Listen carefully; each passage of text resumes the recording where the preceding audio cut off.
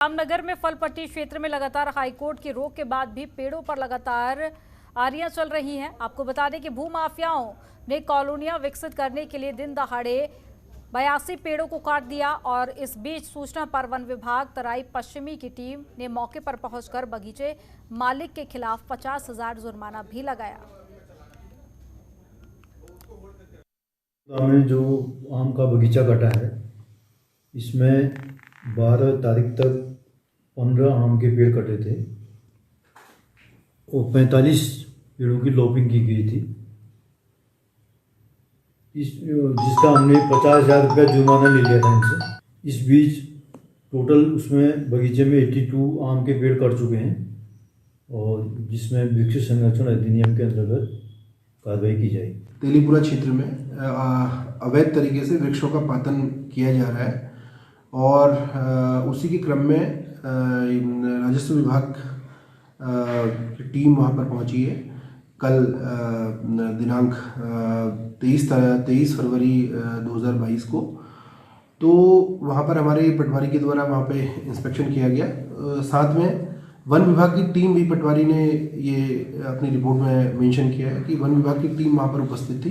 पूर्व में भी वहाँ पर अवैध तरीके से, अनऑथराइज तरीके से पेड़ काटे गए थे और वन विभाग के द्वारा वहाँ पर जो है Uttar Pradesh promotion and prevention promotion of fruit tree act 1985 के प्रोविजंस के अंतर्गत कार्रवाई की गई है।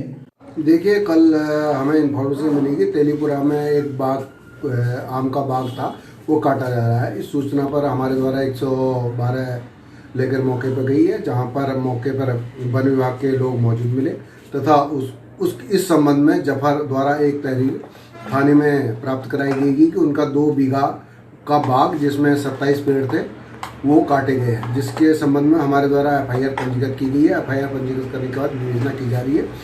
उपलब्ध साक्ष्यों के आधार पर कार्रवाई की जाएगी।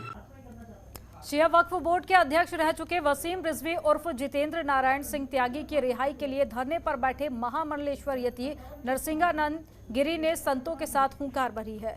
स्वामी यति नरसिंहानंद ने अपनी हालत का जिम्मेदार महात्मा गांधी और गांधीवादी विचार को बताया। डासना मंदिर के पीठाधीश्वर और जूना अखाड़े के महामंडलेश्वर यति नरसिंहानंद ने घोषणा की है कि वे सर्वानंद घाट छोड़ रहे हैं और घाट छोड़कर पदयात्रा कर दिल्ली रवाना होंगे और दिल्ली में गांधी समाधि पर जाकर अपना आमरण अनशन शुरू करेंगे। गिरी ने 27 फरवरी को 5 संतों के साथ दिल्ली के लिए कूच का ऐलान किया है। सभी संत जितेंद्र त्यागी की रिहाई के लिए महात्मा गांधी के समाधि स्थल पर आमरण अनशन पर बैठने की बात कर रहे हैं। बहुत दुर्भाग्य की बात है और हम इसका विरोध करने के लिए दिल्ली जा रहे हैं। गांधी की प्रतिमा के सामने हम आमरण अनशन करेंगे, क्योंकि हम, स्वामी जी हमारे ज्ञाननाथ जी, योगी ज्ञाननाथ जी हैं। 4, 5 और 6 को हिमाचल में धर्म संसद हमारी होने वाली थी मार्च में। योगी जी और सत्यदेवानंद जी, इन्होंने वो धर्म संसद टाल दिया, क्योंकि अभी पहले हमें सबसे पहले अपने भाई के सम्मान के लिए लड़ना है। हम लोगों का मानना यह है कि हमारी दुर्गति का कारण गांधी और गांधीवादी विचार है और हम लोगों के पास ताकत है नहीं, तो हम गांधी की प्रतिमा के सामने आमरण अनशन करके अपने प्राण देना चाहते हैं, ताकि दुनिया जाने कि हिंदू की क्या दुर्गति और क्या दुर्दशा। जिलाधिकारी टिहरी गढ़वाल ईवा आशीष श्रीवास्तव की पहल रंग लाई है और नरेंद्र नगर स्थित श्रीदेव सुमन संयुक्त चिकित्सालय की स्वास्थ्य सेवाओं में बड़ा सुधार देखने को मिला है। लगभग 20 करोड़ की लागत से बने 50 बेड वाले इस अस्पताल की खराब स्वास्थ्य सेवाओं में अब सुधार हुआ है। जिलाधिकारी की पहल पर THDC के सेवा विभाग ने 44 लाख की लागत से अस्पताल को बेहतरीन बनाया। अल्ट्रासाउंड मशीन, लॉन्ड्री मशीन और साथ ही मॉर्चुरी वाहन भी उपलब्ध कराए गए हैं। इसी के माध्यम से चिकित्सालय को एक अल्ट्रासाउंड मशीन एवं एक लॉन्ड्री मशीन प्राप्त हुई है एवं एक मॉर्चरी वैन आज प्राप्त होने की संभावना है। इससे चिकित्सालय में आने वाले रोगियों को बेहतर सुविधा मिल सकेगी। जिला अधिकारी की पहल पर जो THDC के माध्यम से जो यहाँ पर नरेंद्र नगर सुमन हॉस्पिटल पे जो लॉन्ड्री मशीन और मोर्चरी वाहन और अल्ट्रासाउंड जो मशीनें जो भेजी गई हैं, मैं जिला अधिकारी महोदय का बहुत बहुत आभार व्यक्त करता हूं, जिन्होंने कि यहाँ की सुविधा को देखते हुए, यहाँ के व्यक्तियों को, लोगों को देखते हुए उनके इलाज के लिए यहाँ पर अच्छी सुविधा मिल सके। जिससे कि ग्रामीण जो क्षेत्रों में ना हॉस्पिटल ना होने के कारण उन्हें नरेंद्र नगर में अच्छी सुविधा मिल सके, इसीलिए मैं उनका बहुत बहुत आभार व्यक्त करता हूँ। पुरानी पेंशन बहाली को लेकर उत्तराखंड के कर्मचारी संगठनों को प्रदेश की नई सरकार से काफी उम्मीदें हैं। राजस्थान सरकार की ओर से पुरानी पेंशन बहाली का फैसला लेने के बाद उत्तराखंड के 80,000 कर्मियों में भी अब उम्मीद की किरण जाग गई है। सचिवालय संघ के अध्यक्ष दीपक जोशी ने कहा है कि नई सरकार इस विषय में बड़ा फैसला लेगी। उन्होंने कहा कि राजस्थान सरकार ने 1 जनवरी 2004 के बाद से नियुक्त सभी कर्मचारियों को पुरानी पेंशन का लाभ देने का फैसला लिया है।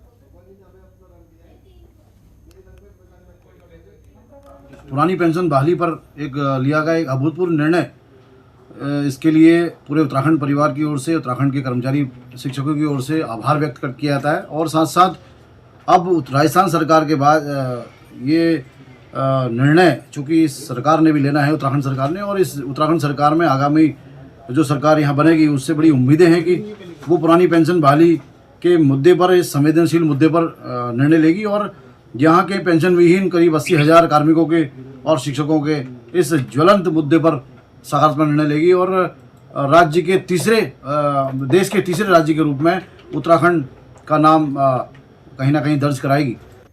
सुचारू यातायात व्यवस्था में प्रवर्तन और संचालन के साथ साथ जन जागरूकता की भी महत्वपूर्ण भूमिका होती है। इसी कड़ी में एसएसपी हरिद्वार और यातायात निदेशक महोदय के मार्गदर्शन में स्टॉप लाइन के महत्व के संबंध में जन जागरूकता अभियान चलाया जा रहा है। पुलिस अधीक्षक और पुलिस उपाधीक्षक यातायात जनपद हरिद्वार के नेतृत्व में यातायात पुलिस ने सामाजिक कल्याण विकास समिति के सहयोग से स्टॉप लाइन का पालन करने वाले वाहन चालकों को प्रोत्साहित कर सम्मानित किया। साथ ही बैनर और प्ले कार्ड आदि के माध्यम से प्रचार प्रसार कर जनता को जागरूक करने की कोशिश भी की गई।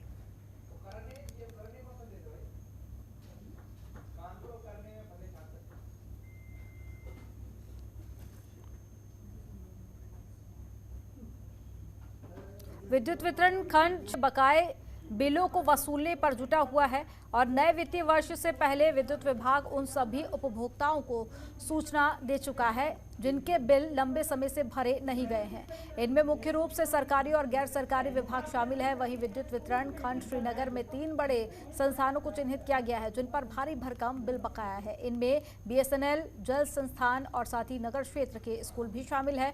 अधिशासी अभियंता ने बताया है कि बीएसएनएल पर अभी 15 लाख रुपए तक का बकाया है। वहीं सरकारी स्कूलों ने भी 17 लाख तक का बिजली का भुगतान नहीं किया है।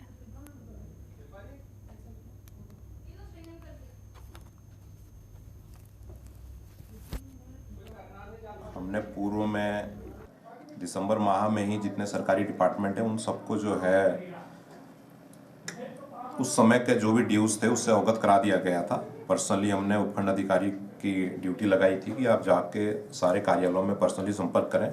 ड्यूज की यदि मैं बात करूं तो जैसे भारत संचार निगम है, बीएसएनएल है, उस पर लगभग हालांकि उनका 3-4 महीने में पेमेंट सेंट्रली आता रहता है, और वर्तमान तक की मैं यदि इस बात करूं तो इस समय उन पर लगभग 15 लाख रुपए तक का बकाया मेरे खंड से संबंधित है।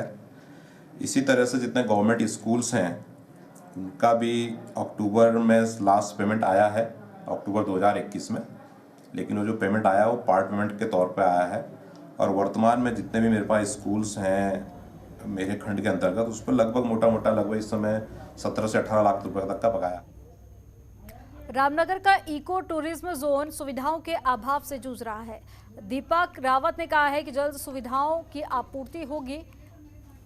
आपको बता दें कि तराई पश्चिमी डिवीजन के फाटो रेंज में इको टूरिज्म में कुमाऊं कमिश्नर दीपक रावत जोन की स्थितियों का जायजा लेने के लिए पहुंचे और स्टाफ सहित हाल ही में भर्ती हुए नेचर गार्डों से भी उन्होंने बातचीत की और साथ ही हालचाल भी जाना और साथ ही मूलभूत सुविधाओं के अभाव से जूझ रहे लोगों से भी उन्होंने मुलाकात की। मैं देखने आया था। दूसरा, ये बहुत अच्छा इनिशिएटिव कई तरीके से। एक तो कॉर्बेट नेशनल पार्क के डीकंजेशन में बहुत मदद इससे मिलेगी। सेकेंडली, बहुत से लोग जो वाइल्ड लाइफ देखना चाहते हैं, नंबर्स को लेकर लिमिट है अलग अलग जोन्स में, उनको भी इसकी अपॉर्चुनिटी मिलेगी।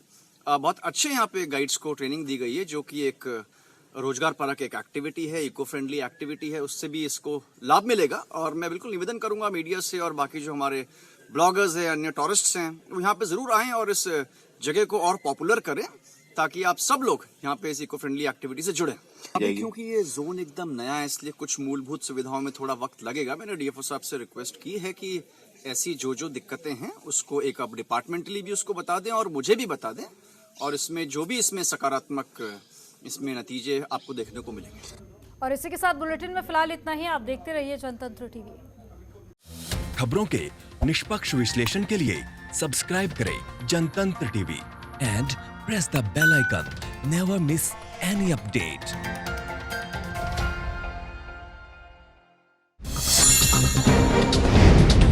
डाउनलोड कीजिए जनतंत्र टीवी ऐप को, जो कि अवेलेबल है गूगल प्ले और ऐप स्टोर पर। अधिक जानकारी के लिए अभी डाउनलोड करें।